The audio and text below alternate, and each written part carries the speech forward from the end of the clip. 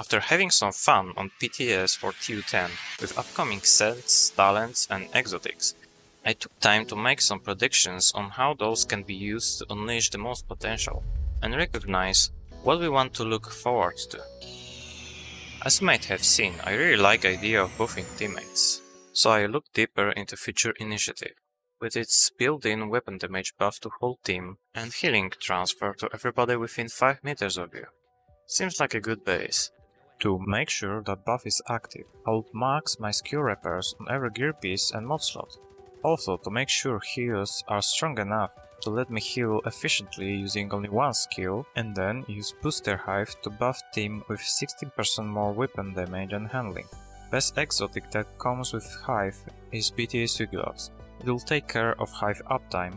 When it's running low, we'll destroy it, and before team-wide overcharge will end, Hive will be full and ready to deploy. We can deal with its 120-second cooldown using newly added talent, Future Perfection, to juggle with overcharges to keep our skills up. Healing skills will be up to personal preference. So far, my favorites are Chem Launcher for its initial burst heal, and Healing Seeker for its ease of use and that 15% healing mod. And because we are using Survivalist, benefit from 50% outgoing healing passive, we have access to that healing seeker. Backpack comes with another decision. We can take Safeguard to be sure our heals are top notch, adding another 100% skill repair when at full health. However, I believe Opportunistic with high rate of fire sniper rifle will be amazing way to add 10% multiplicative buff for our team. Plus we can use Reformation for the 30% more healing after headshots. Survivalist fire grenades are main way to apply status effects on enemies and add another 10 multiplicative damage. Rough calculations leave us with 25% weapon damage from Future Initiative talent and chest piece, 16% weapon damage and handling from Booster Hive, 10% multiplicative damage from Opportunistic, and 10% multiplicative damage from Survivalist link. This version of the build will be the first one to go, as I can see strong synergies and we are covering 2 roles with one build. You might want to use Empathic Resolve as its duration time was extended, to put another high-end in. Also, Backpack set talent doubles our healing to teammates close to us, which might come handy when whole team is taking damage and we need lots of heals.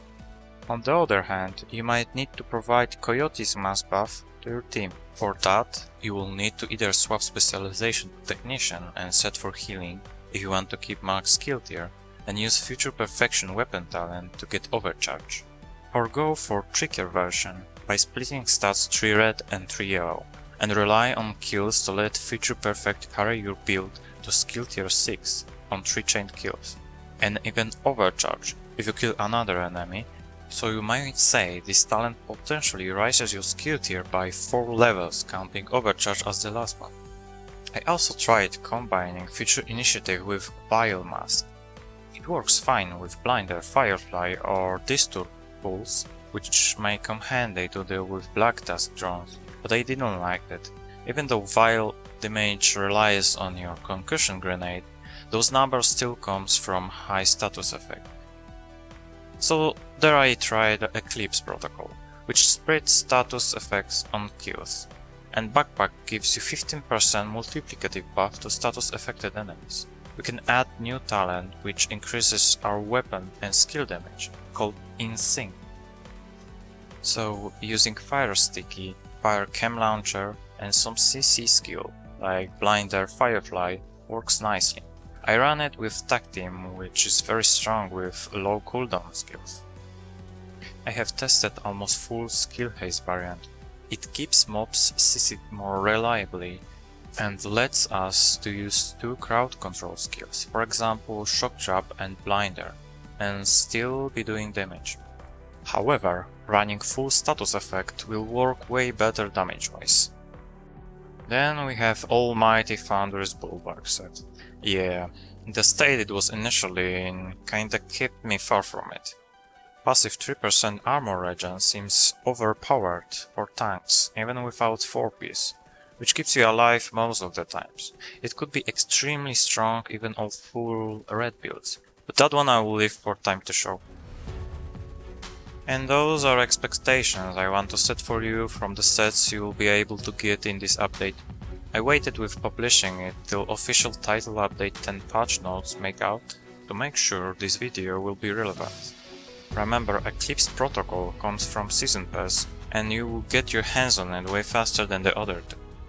If that's first week of TU10, you can check Dark Zone vendors to grab some pieces already, along with Harmony named. I hope you enjoyed and thanks for watching.